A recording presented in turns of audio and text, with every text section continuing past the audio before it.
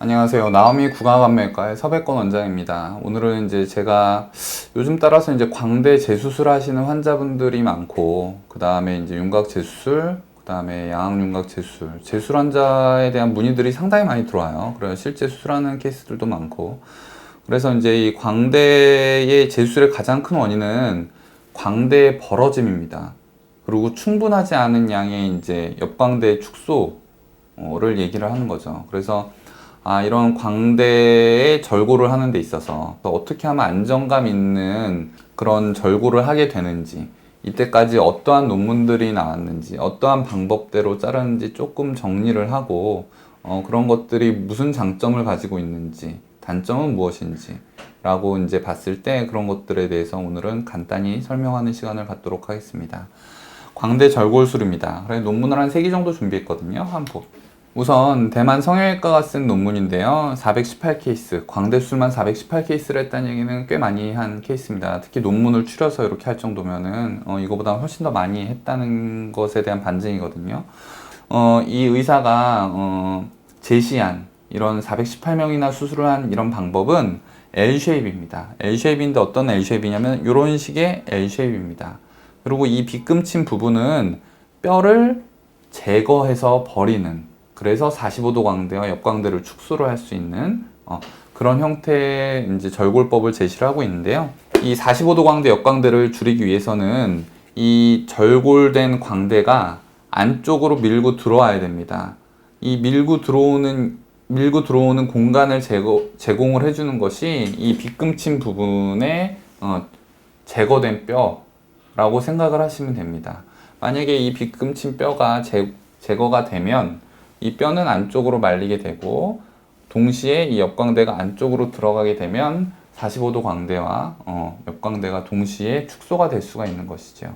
그래서 이제 이런 48케이스를 이렇게 했다, 효과가 좋다라고 이제 얘기를 하고 있습니다.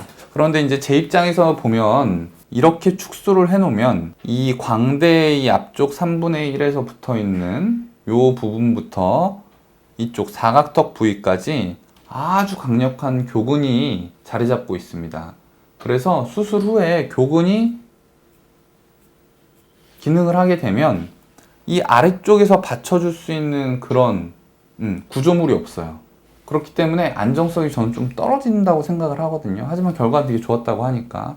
그래서 저는 이렇게 되고, 그 다음 또 두 번째, 이 뼈를 이렇게 절골을 하게 되면 이 뒤에 있는 광대뼈가 안쪽으로 내려오면서 하방으로 떨어질 수밖에 없어요. 그렇게 되면 안쪽 이 근육이 안쪽으로 조금이라도 떨어지게 되면 당연히 근육은 짧아지겠죠. 그러면 짧아지면은 처지게 돼 있습니다. 고무줄이 늘어났다가 줄어드는 거 생각하시면 되거든요.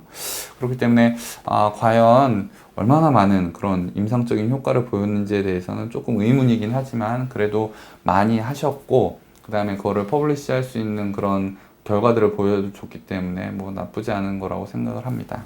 자, 두 번째 이제 절골법은 부메랑입니다. 부메랑. 그래서 부메랑 모양의 절골을 했다. 이거는 이제 일본에서 나온 논문이고요. 절골되는 라인이 이런 식으로 부메랑 모양의 이런 식으로 돼서 이 부분의 뼈를 제거를 하고 바로 떨어지거나 올라가는 거 없이 그냥 그대로 수평적으로 뼈를 줄여주면서 그 다음에 옆광대를 같이 축소하는 그런 방법입니다. 뭐 나쁘진 않은 방법인 것 같은데요. 그래도 마찬가지로 이 아래쪽으로 당기는 근육이, 교근이라는 어마어마한 그 근육이 당기는 그런 부분들에 대해서 조금 고려가 없었지 않나 라는 생각이 조금 듭니다. 그 다음 세 번째 방법은 대망의 이제 제가 쓰고 있는 방법인데요. 우리나라 성형외과에서 발표한 논문입니다. 뭐 이 당시 때는 새 방법이다 라고 해서 나왔는데요. 아까 전에 그 L-쉐입의 방법과 비슷하긴 하지만 이거는 절골 뼈를 버리는 부분이 이쪽 부분이고, 이 받쳐주는 뼈의 절골 라인이 있습니다. 그래서 이 부분의 뼈를 제거를 하고 안쪽으로 들어가게 되면 이 바닥뼈가 위에 뼈를 받쳐주기 때문에 마세터, 교근이라고 하는 이 근육의 힘을 어느 정도는 저항을 할 수 있는, 안정감 있는 그런 형태가 되는 것이죠. 그리고 이 제거된 뼈를 따라서 이 광대뼈가 안쪽으로 이동을 할 때 약간 상방으로 이동을 하게 되거든요. 약간 상방으로 이동을 하게 되면 근육의 길이가 조금 늘어나면서 어떻게 보면은 살처짐이 조금 없어질 수 있는 그런 형태의 라인을 가지고 있습니다. 저는 모든 광대수술을 지금 이 방법으로 하고 있고요. 제가 보기에는 기능적인 측면이나 안정성적인 측면이나 해서 상당히 좋은 방법이라고 생각을 하고 있습니다.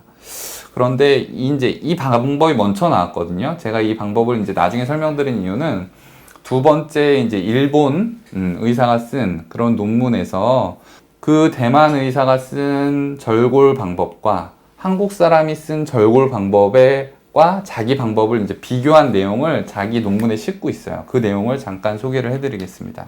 그 대만 사람이 쓴 거는 회전을 하게 되면 이 광대의 끝부분, 요 부분입니다. 이 부분, 뒷 옆라인을 절개한 요 부분이 아래쪽으로 떨어지게 되어 있습니다.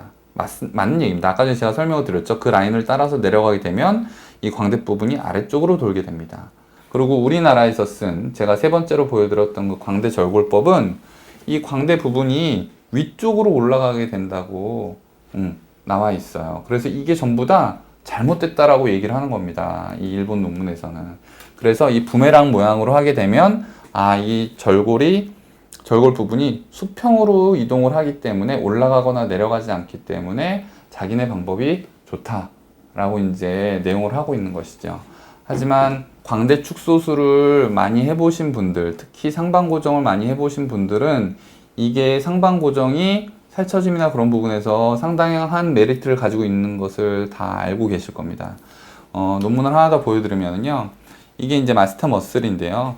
이 옆광대가 옆으로 들어갔을 때 이 딸려있는, 같이 들어가는 교근, 마세터 머슬이 이렇게 드로핑이 생길 수밖에 없는 것이죠. 살처짐이 생길 수밖에 없습니다. 하지만 당연히 아래로 떨어지면 훨씬 더 살처짐이 많이 생기겠죠.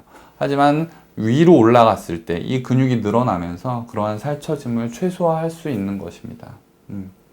그래서 제가 생각하기에는 제 개인적인 견해이긴 하지만 일본 의사 선생님이 쓴 그런 절골법보다는 우리나라에서 성형외과에서 발표한 그런 광대 절골법이 훨씬 더 안정성이나 아니면은 그런 외모적인 변화에서나 살처짐을 최소화할 수 있는 그런 부분에서나 훨씬 더 장점이 더 있지 않을까라는 생각이 듭니다.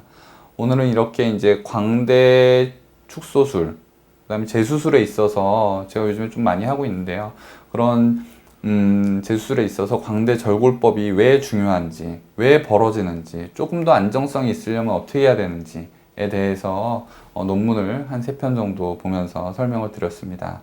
광대 축소술을 생각하시고 계신 분들 아니면은 관심 있으신 분들은 자기의 조금 더 안정성을 위해서 조금 더 진지한 상담과 그런 진단을 받아보시는 것을 추천드립니다. 이때까지 나오미 구강학원외과의 서백권 원장이었습니다. 감사합니다.